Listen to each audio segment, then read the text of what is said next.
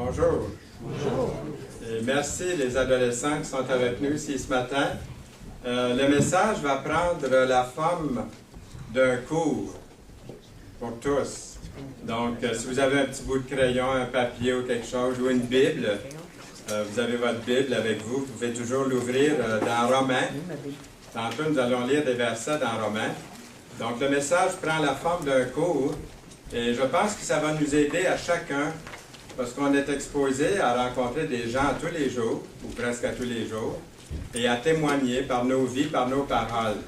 Alors, une fois que la réunion va être terminée, le message, vous aurez, j'espère, des bons outils. Il y en a d'autres que déjà vous avez, mais je vous en donne d'autres, ceux que j'aime beaucoup utiliser dans ma propre vie. Je vous les donne gratuitement aujourd'hui, avec générosité, afin que vous puissiez vous aussi en bénéficier. Alors, nous lisons, j'ai lu dans une petite brochure, c'est une brochure de la Sudan Interior Mission, qui dit ceci: « Faisons connaître l'amour de Dieu pour notre monde. » Et puis, il y a ce verset que le Seigneur nous a laissé. Je vais retourner au verset, le verset qui dit « Allez, faites de toutes les nations des disciples. » Et aussi cet autre verset, en parlant de Jésus, il est écrit « Tu as été immolé et tu as racheté pour Dieu par ton sang des hommes de toute tribu, de toute langue, de tout peuple, de toute nation. » L'Évangile est pour les Chinois, les Africains, les Asiatiques, les Américains, pour nous ici ce matin, chacun, sans exception. Vous êtes d'accord? Oui. C'est ce que le Seigneur a dit dans sa parole. Parmi ceux qui se disent chrétiens, l'article que je lisais et que je vous partage continue à dire, parmi ceux qui se disent chrétiens, plus d'1 milliard, soit protestants, catholiques ou orthodoxes, il y en a des millions qui ne se sont pas confiés personnellement au Seigneur Jésus-Christ. Et moi, j'ajouterais qu'il y en a peut-être ici ce matin qui ont été élevés dans des familles chrétiennes et qui n'ont pas encore fait le pas pour Jésus-Christ, comme nous lisons dans sa parole. Dans tous les milieux, donc, ils savent que Jésus est mort sur une croix, mais ne comprennent pas que le salut ne s'obtient que par la repentance et la foi en lui seul. Fin de la citation. Vous et moi, nous sommes tous appelés à semer la bonne nouvelle en action et aussi en parole. Dans 1 Pierre chapitre 3, le verset 15, nous lisons « Mais sanctifiez dans vos corps le Christ, le Seigneur, étant toujours prêt à vous défendre avec douceur et respect devant quiconque vous demande raison de l'espérance qui est en vous. » Il faut garder dans la pensée que c'est au Saint-Esprit de convaincre, de vous convaincre. S'il y a ici ce matin quelqu'un qui n'a pas l'assurance de son salut, c'est au Saint-Esprit de vous convaincre que vous êtes perdu, que vous êtes sur le chemin de l'enfer. Ce n'est pas une question de faire partie d'une religion quelconque qui nous sauve. Ce n'est pas d'être même ici qui nous sauve, ou d'avoir des parents chrétiens qui nous sauvent. C'est d'avoir accepté Jésus-Christ comme Sauveur et Seigneur, lui qui a versé son sang, et nous l'avons vu dans la première réunion ici ce matin. C'est de garder dans la pensée que c'est au Saint-Esprit de vous convaincre, de convaincre chaque personne à qui nous proclamons l'Évangile. Dans Jean chapitre 16, verset 8, Jésus a dit, « Et quand le Saint-Esprit sera venu, » il est ici ce matin, « lorsqu'il sera venu, il convaincra le monde de péché, de justice et de jugement. » Chaque croyant est appelé à témoigner. Vous êtes appelés à témoigner. Je suis appelé à témoigner. Dans Acte 1, verset 8, « Vous recevrez une puissance, celle du Saint-Esprit survenant sur vous, et vous serez mes témoins à Jérusalem, dans toute la Judée, dans la Samarie, et jusqu'aux extrémités de la terre. » Pour nous, l'extrémité de la terre, c'est la Nouvelle-Zélande, puis l'Australie, puis la Chine.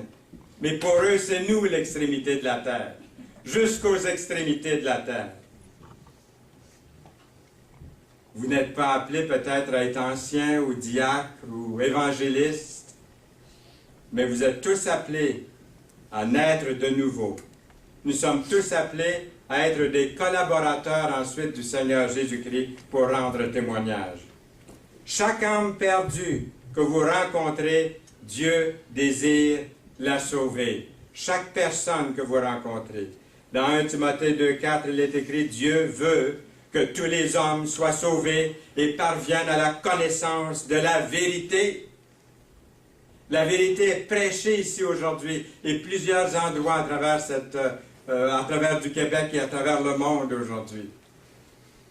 Dans 2 Pierre 3, 9, nous lisons, le Seigneur ne retarde pas dans l'accomplissement de sa promesse, comme quelques-uns le pensent. Il use de patience envers vous.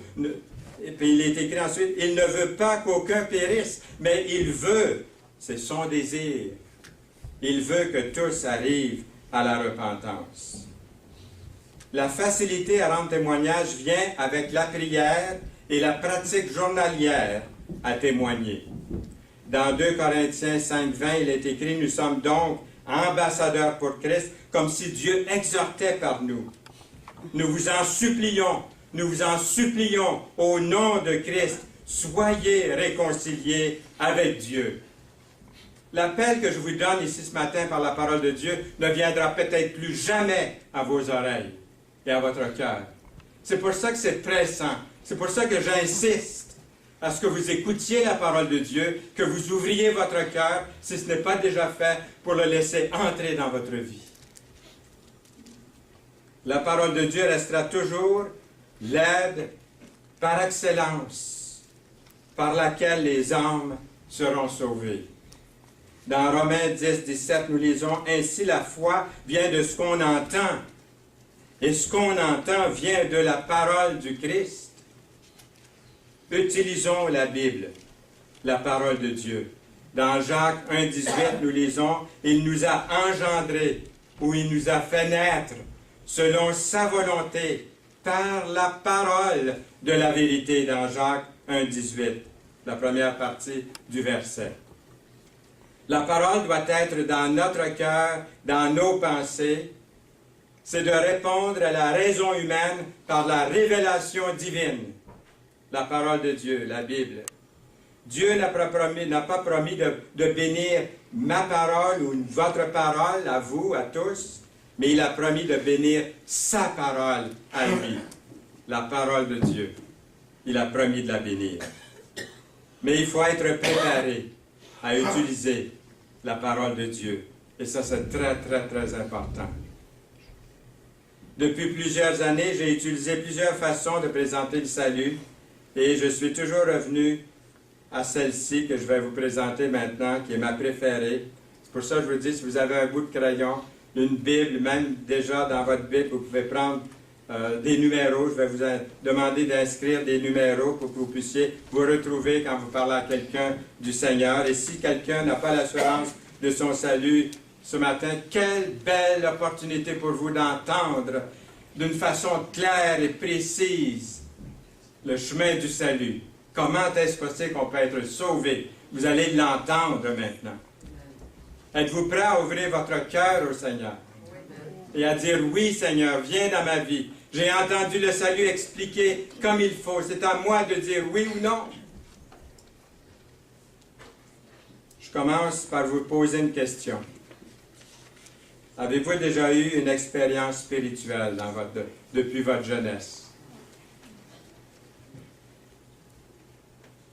J'aimerais bien pouvoir avoir des personnes qui se lèveraient pour nous dire, oui,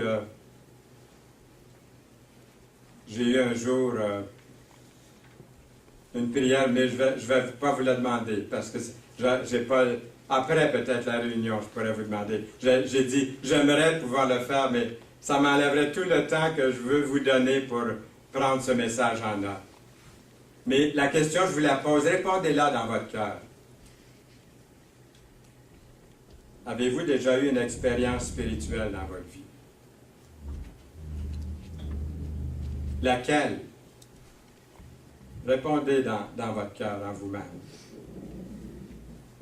Maintenant, faites comme si vous me racontiez ce que c'était, cette valeur, parce qu'on ne peut pas prendre le temps. Si on avait 3 heures, je vous demanderais de faire ça. Mais faites-le silencieusement dans votre cœur. Je vous écoute. Je ne vous entends pas, par exemple, mais je me doute. Je me doute de certaines de vos témoignages que j'apprécie beaucoup. J'entends quelqu'un qui dit « Je ne suis pas plus méchant qu'un autre. Si Dieu ne me sauve pas, il ne sauvera pas grand monde. » J'entends ça comme réflexion. J'entends d'autres qui disent « Bien, j'ai été élevé dans un foyer chrétien. Si je ne suis pas sauvé, je ne sais pas qui peut l'être. Je connais la Bible, je vais à l'école du dimanche. Je grandis dans une famille chrétienne. » D'autres disent « Je suis chrétien évangélique. J'ai laissé la religion. C'est vrai que je ne connais pas le Seigneur Jésus-Christ personnellement dans ma vie, mais j'ai une bonne vie. J'obéis aux 10 commandements. Je suis bon. » Il y en a qui pensent comme ça, qui ont pensé comme ça. Et peut-être que vous pensez encore comme ça. Et je pourrais continuer beaucoup. Il y a beaucoup de réponses peut-être qui viennent à cette question.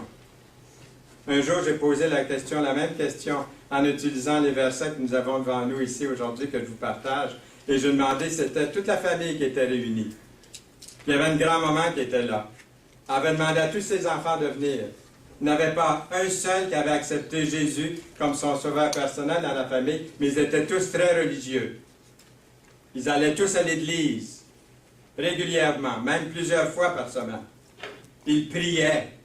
Ils avaient la plupart une Bible, probablement, dans leur maison. Ils ne la lisaient pas souvent, d'autres la lisaient plus souvent. Mais elle a rassemblé toute sa famille. Et j'ai posé ces questions. Et là, on a pris le temps de faire le tour. Puis la madame, elle disait continuellement, la grand-maman, allez-vous nous le dire, vous? C'est vous qu'on veut entendre. Je dis, pas moi, vous allez entendre ce que Dieu dit. Mais après que chacun eut donné son moyen, pourquoi Dieu les laisserait entrer au ciel, c'était tous des moyens différents, mais il n'y en avait pas un qui était basé sur la parole de Dieu. La Bible dit que tous ont péché. Tous ont péché. Moi, j'ai péché. Noël, est-ce que tu as péché? Tu as déjà péché? Oui. Yolande? Oui. Vous avez tous péché. J'ai péché. La Bible dit, tous ont péché. S'il y a quelqu'un sans péché ici ce matin, levez-vous debout. Asseyez-vous. Vous avez péché en vous levant debout. Parce que tous ont péché. Et qu'est-ce que ça veut dire d'avoir péché? C'est pour ça que j'aime beaucoup l'Évangile, c'est-à-dire l'Épître aux Romains, c'est que ça vous donne l'avantage de vous servir d'un livre de la Bible. Vous pouvez vous servir de d'autres livres de la Bible. Il y a plusieurs livres dans la Bible avec lesquels vous pouvez présenter le salut. Mais dans Romains, vous avez vraiment une séquence de versets absolument extraordinaire. Écoutez bien. C'est Dieu qui vous parle ce matin par sa parole, dans Romains. J'aime numéroter les versets. Je vous donne un exemple. Le premier verset que nous allons regarder, que je vais vous demander de noter, et que vous mettez un petit numéro 1 à côté, c'est Romains 3, 9 et 10. Alors, à côté de Romains 3, 9 et 10, vous écrivez un petit 1 dans votre Bible. Ça ne barbouille pas votre Bible, et puis ça vous donne une façon de suivre d'une façon séquentielle le message que nous voulons partager. L'autre exemple, le verset, le petit numéro 2, vous le mettez à côté de Romains 3, 23. Donc, voici un exemple que je vous donne. Et puis, là, on commence vraiment à présenter le salut. Disons que vous étiez assis à côté de moi. Ça peut être dans l'auto. C'est bon de connaître ces versets-là par cœur. Ou de passer un Nouveau Testament à la personne qui est à côté de vous et vous lui faites lire le verset. Vous demandez avant ce que vous avez... Après que la personne a raconté un peu comment est-ce que c'est qu'elle pense d'être sauvée, pourquoi Dieu la laisserait entrer au ciel, laissez-les parler. Ce n'est pas un argument. Que la personne vous dise n'importe quoi, qu'elle dise il faut grimper le mont Everest pour aller au ciel, laissez-la dire. Dites pas non, c'est pas comme ça. On laisse dire. De cette façon-là, vous obtenez le droit de parler après. Et quand la personne a parlé pendant une demi-heure, peut-être, laissez-la parler. Peut-être ça va être la prochaine fois que vous allez pouvoir partager les versets. La première fois, elle a pu s'exprimer, elle a pu dire ce qui l'a touché dans sa vie spirituellement. Mais ça ne lui a pas donné la paix de Dieu, ça. Mais vous la laissez dire n'importe quoi. Pour vous, ça ne sera peut-être pas des fois, ça va être choquant peut-être, mais laissez dire.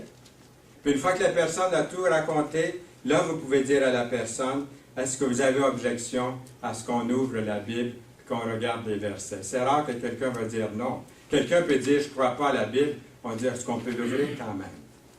Est-ce qu'on peut quand même le regarder? Parce que cette promesse que sa parole ne retourne à Dieu sans avoir accompli son effet. Nous avons ici donc le premier verset dans Romains, le chapitre 3, versets 9 et 10, auprès duquel vous avez écrit un petit 1, parce que c'est là qu'on commence. Et puis, vous lisez le verset, vous faites lire le verset à la personne.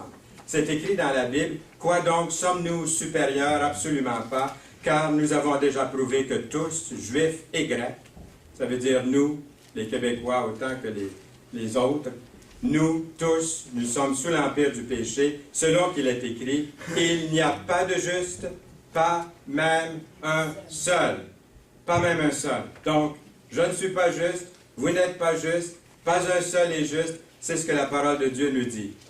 Ensuite, nous allons aller voir l'autre verset, un peu plus loin, dans Romains, chapitre 3, verset 23, à côté duquel vous avez écrit un petit 2.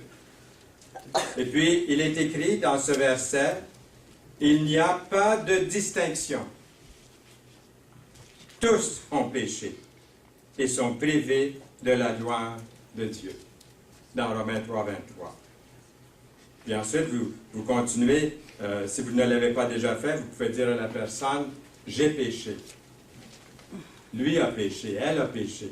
Vous, est-ce que vous admettez que vous avez transgressé la loi de Dieu, désobéi une fois dans votre vie? » La personne, si elle est sincère puis honnête, elle doit dire, « Oui, j'ai péché. » Alors la Bible dit, il n'y a pas de distinction, tous ont péché et sont privés de la gloire de Dieu. C'est grave, là, d'être privé de la gloire de Dieu. Dans Romains 6, 23, là, vous lisez seulement la première partie du verset. Vous mettez un petit 3 à côté de Romains 6, 23a.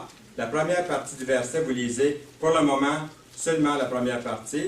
C'est écrit, le salaire du péché, c'est quoi? La mort. Est-ce que vous avez péché? Oui. J'ai péché. C'est quoi le salaire du péché? On va tous mourir physiquement. C'est pas ça la mort dont il parle ici. C'est la séparation d'avec Dieu. C'est l'enfer. Le salaire du péché va vous payer le salaire du péché, c'est la mort. C'est la séparation d'avec Dieu. J'ai péché, vous avez péché. C'est ça le salaire du péché. Est-ce qu'on saisit ça comme il faut? Et ensuite, on va à Romains 5, 8. Un petit 4 à côté de Romains 5, 8. Le verset dit ceci.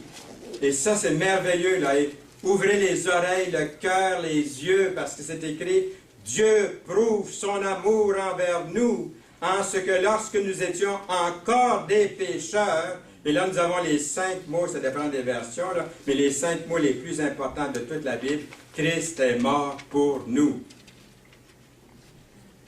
Nous sommes condamnés par le péché, privés de la gloire de Dieu.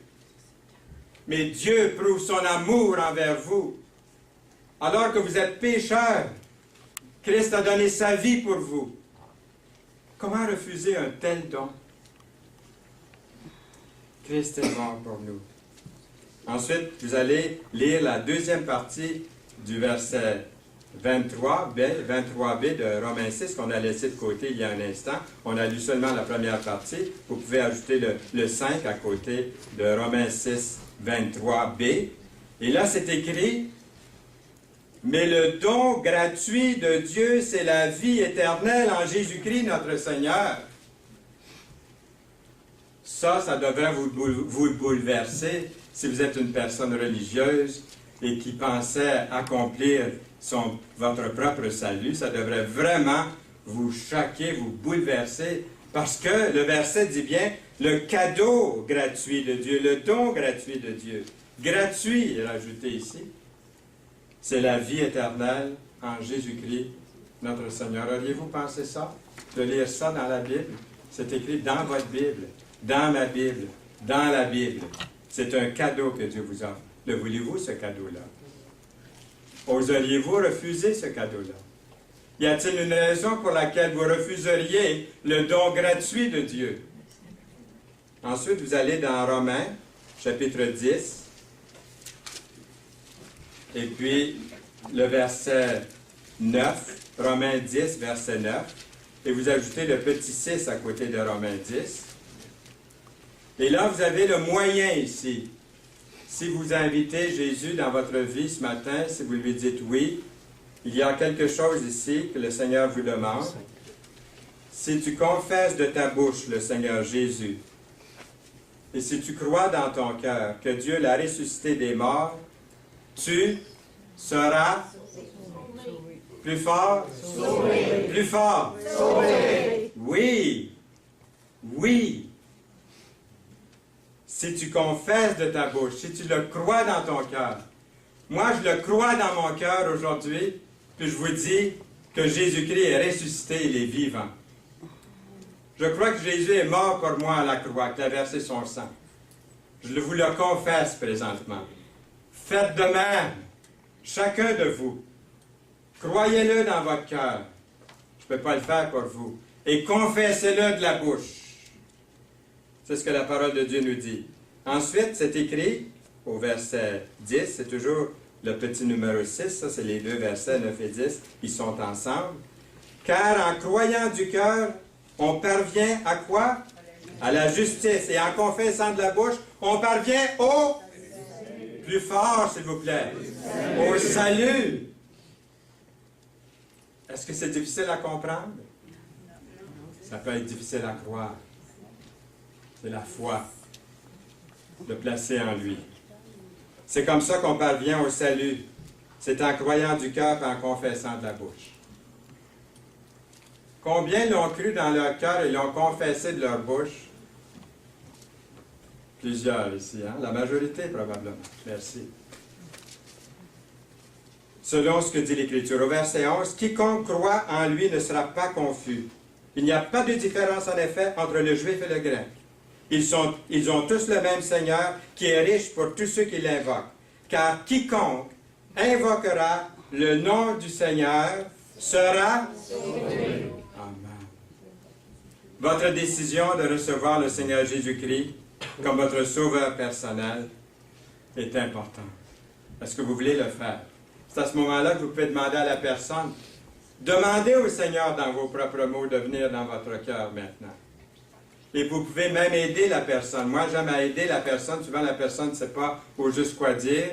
Mais je dis, si sincèrement et sérieusement, vous voulez inviter Jésus dans votre cœur, faites-le maintenant. Et voici une prière, je l'appelle la prière de repentance. Est-ce que vous voulez ce matin, est-ce qu'il y a quelqu'un ici qui n'a pas fait cette prière de repentance, qui voudrait la faire en cet instant? Alors, je voudrais vous aider à faire cette prière. Regardez. Vous pouvez prier les yeux ouverts, là. Et puis, sincèrement, faites cette prière. Vous fermez les yeux et vous allez entendre ma voix et faites de cette prière votre prière sincère et sérieuse. Dites-lui, je reconnais devant Dieu que je suis pécheur. Je crois que le Seigneur Jésus-Christ a été crucifié pour moi et qu'il est ressuscité pour ma justification.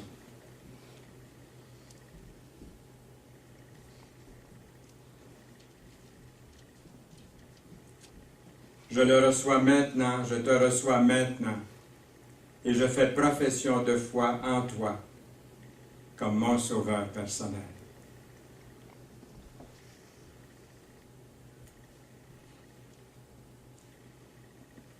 J'ai vu des gens, plusieurs, au cours des années.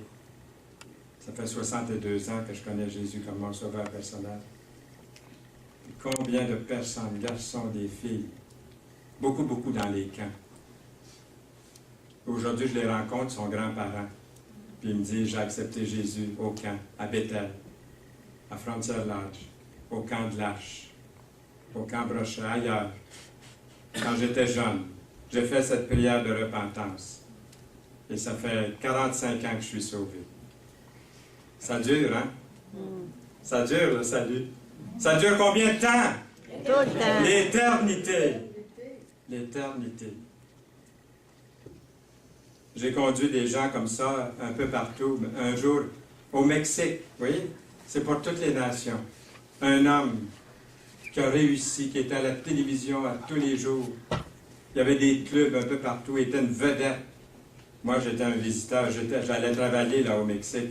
Je ne savais pas qu'il était une vedette et qu'il était vraiment adulé de tout le monde. Hein? Pour moi, c'était un gars ordinaire. Et je lui ai présenté ce que je viens de vous présenter maintenant.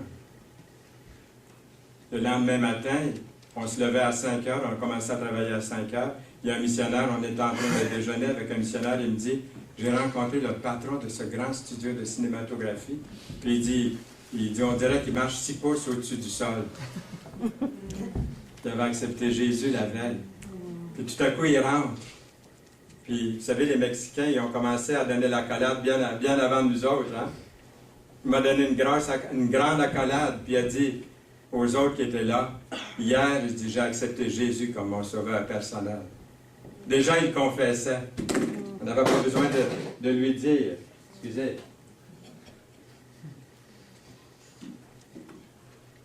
Ça, c'est tellement important. Et là, vous pouvez aller à cet autre verset et marquer le numéro 7 à côté, Romains 5,5. Et là, vous pouvez dire à la personne qui a reçu Jésus dans son cœur, et peut-être quelqu'un ici ce matin l'a fait. J'ose croire que vous avez accepté Jésus ce matin. Par la foi, je le crois. Alors, j'aimerais que vous lisiez ce verset. Or, l'espérance ne trompe pas parce que l'amour de Dieu est répandu dans nos cœurs par le Saint-Esprit qui nous a été donné. Il y a 2 autres versets que j'aimerais que vous puissiez lire. Et l'autre, c'est dans Romains 8, je m'excuse, dans 2 Corinthiens 5, c'est le petit chiffre 8 qu'on met à côté de 2 Corinthiens 5. Là, on sort de Romains. C'est 2 versets qui n'est pas dans Romains les prochains. Et c'est le verset 2 Corinthiens 5, 17. Vous pouvez écrire le petit 8 à côté. C'est écrit dès que quelqu'un, et là je le lis dans la version Bible en français courant parce que j'aime beaucoup la manière que c'est écrit, simple et facile à comprendre. Dès que quelqu'un est uni au Christ, écoutez bien ceci, dès que quelqu'un est uni au Christ, il est un être nouveau. Vous êtes un être nouveau si vous avez fait la prière de repentance tantôt. Si vous croyez dans votre cœur que Jésus est ressuscité et que vous le confessez de la bouche, ce qui est ancien a disparu. Ce qui est nouveau est là. Ce n'est pas quelque chose peut-être que vous allez ressentir, mais c'est quelque chose qui vient de la parole de Dieu, c'est une certitude. Tout cela vient de Dieu, qui nous a réconciliés avec lui par le Christ et qui nous a confié la tâche d'amener d'autres hommes à la réconciliation avec lui. Voyez-vous? Et puis l'autre verset que je lis, vous pouvez écrire le petit 9 à côté, c'est dans Jean 6. On sort à nouveau de Romains pour aller dans Jean 6, et c'est au verset 37. C'est écrit dans ce verset, et c'est Jésus qui parle ici, il dit, « Tout ce que le Père me donne viendra à moi, et je ne jetterai point dehors celui qui vient à moi. » Compris? Compris, je ne dis pas amen parce que je n'ai pas tout à fait fini encore. Mais compris, Jésus dit que si ce matin, là, par la foi, peut-être vous n'avez pas senti même des émotions. D'autres, des fois, vont sentir des grandes émotions au moment d'accepter Jésus. Ils vont pleurer ou ils vont être touchés. Des fois, ça va venir par après. Mais ce qu'ils l'ont fait par la foi, si c'est sincère et sérieux, le Seigneur vous promet ici dans ce verset que si vous êtes venus à lui, il ne vous mettra pas dehors. Ça, c'est une promesse éternelle. Parce que savez-vous ce qui va arriver? Satan va revenir vers vous après la réunion, peut-être demain, ou un coup de téléphone, ou même des gens très, très sincères qui vont dire, « Es-tu vraiment sauvé? As-tu des œuvres qui montrent que tu es vraiment sauvé? » Il y a des gens qui voudraient que les autres soient sauvés, qui portent des œuvres déjà, qui soient déjà transformés, qui aient déjà une vie chrétienne engagée. C'est pas comme ça que ça marche. Il rentre dans votre vie telle que vous êtes aujourd'hui. C'est lui qui va commencer à faire le travail en vous. Mais Satan va venir, même avec des personnes sincères, vous dire, tu n'es pas vraiment sauvé. Regarde, tu ne continues pas. Tu as des doutes. C'est Satan qui va vous mettre ça dans l'idée. Allez-vous croire ce que Dieu dit ou ce que Satan vous dit à l'oreille? Vous allez croire ce que le Seigneur vous dit dans sa parole. Retournez en courant à ces versets-là et relisez-les. C'est ça qui va garder l'assurance de votre salut pendant 62 ans et pendant l'éternité. Moi, je l'ai fait, j'avais 11 ans, quand j'ai invité Jésus dans mon cœur. Je l'ai fait sincèrement et sérieusement, d'après ce qu'on vient de lire.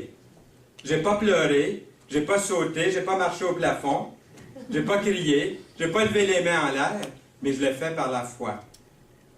Et de plus en plus, cette assurance est venue en moi. Le Saint-Esprit nous donne l'assurance, nous dit que nous sommes des enfants de Dieu quand on le fait sincèrement.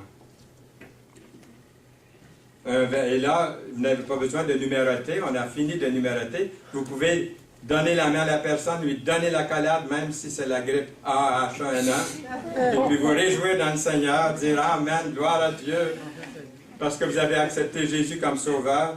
Et là, moi, j'aimerais terminer le message, parce que je veux dire que le message de ce matin était comme un cours. Terminons un petit peu la partie cours, et puis voulez-vous, on va rentrer juste quelques instants, j'ai à peu près 10 minutes, dans le message de ce matin.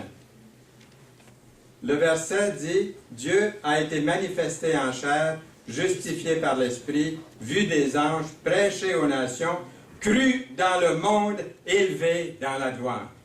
Moi, je voudrais faire partie de ceux-là, crus dans le monde, là, et puis prêcher aux nations. Je fais partie de ça, j'en fais partie de ça. Et vous? Vous dites pas encore, qui vous dit que vous serez encore là demain? Qui vous dit que vous pourrez un jour encore entendre la parole comme vous l'avez entendu ce matin? Même la glorieuse compagnie des apôtres, des prophètes, des martyrs n'est composée que de pécheurs pardonnés. Le plus grand saint est un pécheur pardonné. Exemple, Fernand Saint-Louis. Oui, tous peuvent venir au Seigneur. Que vous ayez côtoyé des apôtres, des saints. Vous êtes pécheurs et vous avez besoin de Jésus dans votre vie. On ne peut pas arriver qu'à une seule, on peut pas arriver, c'est-à-dire, on peut arriver qu'à une seule conclusion, c'est ce que je veux dire. Tous, nous avons besoin d'un grand pardon obtenu par un grand sauveur. Là, vous dites peut-être, moi, je vais attendre à la dernière minute. Hein, je remets ça. Pas ce matin, je n'étais pas prêt ce matin. C'est aujourd'hui le jour favorable, c'est pas demain. C'est pour ça que c'est tellement important. On l'a lu, je ne vais pas revenir là-dessus. Que penser d'une conversion à la dernière minute, à la dernière heure? La Bible donne qu'un seul exemple d'une telle conversion. Il ne faut pas prendre de chance, hein? La Bible ne donne qu'un exemple d'une telle conversion pour nous montrer que c'est possible d'être sauvé à la dernière minute. Mais c'est rare. Et puis, ça ne doit pas vous servir d'exemple, à personne servir d'exemple pour repousser la décision de recevoir Jésus comme Sauveur et Seigneur. C'est celle de l'un des deux brigands sur la croix, crucifié avec Jésus. Au début, lui et son compagnon insultaient Jésus. L'un des malfaiteurs crucifiés avec lui disait « N'es-tu pas le Christ? Sauve-toi toi-même et sauve-nous. » De quel salut parlait-il? Il parlait de descendre de la croix puis de continuer leur vie sur la terre. Mais ce n'est pas de ça ici que lui, le Seigneur veut leur enseigner ici. Puis, celui-là, il s'est converti en prenant partie du Seigneur. Ça a été un changement rapide, mais profond et complet. Ces parallèles peuvent même être pris en exemple pour montrer les étapes d'une conversion sincère. Si vous avez accepté le Seigneur ce matin, vous avez des étapes sans le réaliser que vous avez suivi, ou que chaque personne suit, et le larron ne fait pas exception à ça. Nous allons les examiner. Premièrement, il montre du grand respect pour Dieu, car il reprend son compagnon en disant, « Ne crains-tu pas Dieu? Ne crains-tu pas Dieu? » C'est un criminel autant que l'autre là, qui parle. Toi qui subis la même condamnation dans Luc 3, 23, 40. Deuxièmement, il reconnaît sa culpabilité en disant, « Nous recevons ce que méritent les actes que nous avons commis. » Verset 41. Troisièmement, il affirme que Jésus est innocent des crimes dont on l'accuse et même qu'il est parfaitement juste. Il dit celui-ci, en parlant de Jésus, n'a rien fait de mal. Alors pourquoi est-ce qu'il meurt sur une croix s'il n'a rien fait de mal? Le larron le comprend, le saisit, là. C'est pour lui qu'il a fait ça. Quatrièmement, il fait appel au Seigneur pour lui-même et se confie en lui. Il dit à Jésus, « Souviens-toi de moi quand tu viendras dans ton règne. » Verset 42. Et cinquièmement, il croit que Jésus est le Seigneur, qu'il va ressusciter, et il va revenir parce qu'il dit, « Quand tu viendras dans ton règne. » Voyez les étapes? Et quelle est la réponse de Jésus? Ça ne s'est pas fait attendre. Ça dépassait les espérances de ce brigand sur la croix. Jésus lui répondit, « Je te le dis en vérité, aujourd'hui tu seras avec moi dans le paradis. » Mais ce n'était pas la même chose pour l'autre, l'autre brigand. Ce n'était pas la même chose pour l'autre. Mais pour lui, brigand aussi, il n'a pas pu refaire sa vie, il n'a pas été baptisé, il n'est pas allé à l'église le dimanche suivant, là, hein? Il était crucifié sur une croix, il est mort sur cette croix. Mais Jésus l'a sauvé, parce qu'il a mis sa croix, sa foi en lui. Il a cru en Jésus, le brigand sur la croix. Un jour, j'ai partagé la parole, puis une religieuse m'a téléphoné à 7h30 le dimanche matin. Elle venait d'écouter ce message à la radio, à la foi vivifiante qui joue à WCHP 760 AM, le vendredi après-midi. L'émission jouait le dimanche matin à ce moment-là, à CKC Montréal. Elle a appelé et elle a dit, « Je suis une sœur cloîtrée. Ça fait 20 ans que je suis cloîtrée. Je fais beaucoup de sacrifices. » Puis ce matin, j'ai entendu dire que le larron, un criminel, est allé au ciel avec Jésus. Sans ses œuvres. Moi, je n'ai pas cette assurance-là. J'aimerais l'avoir. Pouvez-vous venir me visiter? Yolande et moi, on est allés la visiter. Puis un jour, elle est venue à l'Assemblée ici, à Longueuil, à une réunion de prière cette semaine. Son nom, c'était Sœur Berthe Auger. Les chrétiens ont été tellement heureux de la voir. Elle est née de nouveau. Le brigand espérait un salut futur. Jésus lui promet de le prendre aujourd'hui même. Pas plus tard, aujourd'hui même. Telle est la destination de ceux et celles qui quittent cette terre en ayant mis leur confiance en Jésus. Ceux qui seront condamnés le seront non pas parce qu'ils étaient plus méchants que les autres, mais parce qu'ils ne se sont pas reconnus pécheurs et coupables devant Dieu et n'auront pas cru au sacrifice de Jésus, le Fils de Dieu. Mourir sans le Seigneur, c'est s'endormir dans la foi en Jésus et se réveiller dans le paradis de Dieu. Ces bienheureux sont-ils moins coupables que les premiers, plus honorables ou plus religieux pour être au ciel? Non. La différence, c'est qu'ils ont accepté durant leur vie Jésus comme leur sauveur. Ils ont simplement cru les paroles de la Bible et fait confiance au Sauveur, à Dieu. Je vous ai écrit ces choses afin que vous sachiez que vous avez la vie éternelle. Que vous avez la vie éternelle, vous qui croyez au nom du Fils de Dieu. 1 Jean 5, 13. Je connais les projets que j'ai formés sur vous, dit l'Éternel, projets de paix et non de malheur, afin de vous donner un avenir et de l'espérance. Vous m'invoquerez et vous partirez, vous me prierez et je vous exaucerai. Vous me chercherez et vous me trouverez si vous me cherchez de tout votre cœur. je me laisserai trouver par vous, dit l'Éternel. On serait en droit de penser que pour un si grand salut qu'il offre aux hommes, Dieu va se montrer très exigeant et demander des œuvres méritoires, une vie exemplaire, des sacrifices, des renoncements coûteux, des offrandes, des pèlerinages, et j'en passe. Eh bien non, le salut est gratuit. Gratuit. Mais une condition est pourtant nécessaire. Est-ce que je peux vous en parler? Et c'est la foi. Utilisons bien ce que dit, puis écoutons bien ce que dit la parole de Dieu. Celui qui croit au Fils a la vie éternelle. Celui qui ne croit pas, qu'est-ce qui arrive à celui qui ne croit pas? Ne verra pas la vie, vous pouvez être sûr de ça. Mais la colère de Dieu demeure sur lui. Ça, c'est le verset qui m'a convaincu. Je venais de lire le verset Jean 3, 17 qui dit « Dieu en effet n'a pas envoyé son Fils dans le monde pour qu'il juge le monde. » Et tout à coup, j'arrive à la fin du chapitre puis je lis ce verset-là. J'avais 11 ans, puis je lis ce verset-là. « Celui qui croit au Fils a la vie éternelle, celui qui ne croit pas ne verra pas. » Là, je disais « hein?